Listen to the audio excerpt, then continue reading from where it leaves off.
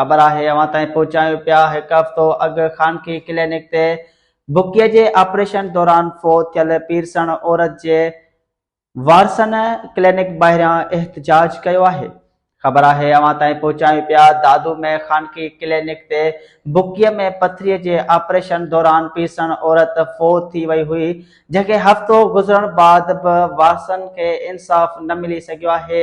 पीरसण औरत जे वारसनि क्लिनिक ॿाहिरियां एहतजाज कयो आहे। इन बाबत वधिक तफ़सील वठंदासीं। लाइन ते आहे दानिश खुश्क।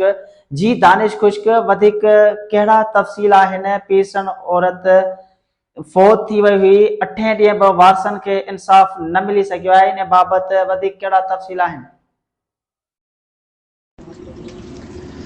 जी बिल्कुल, एक हफ़्तो अॻु दादू शहर के खानगी क्लिनिक ते बुकीअ में पथरी के ऑपरेशन दौरान पीरसन औरत दरिया खां तुषाणी फोत थियण वारे मामले ते अॼु दादू शहर की शहबाज कॉलोनी के रहवासन फोती औरत दरिया खां तुषाणी के वारसन नदीम शाहानी, हसन शाहानी, अली बख्श शाहानी ऐं ॿियनि जेको मुबीना गिफ़लत करण डॉक्टर खिलाफ़ एहतजाजी मुज़ाहिरो कंदे संदसि जी खानगी क्लिनिक आॾो धरणो हणी एहतजाजी मुज़ाहिरो किया है।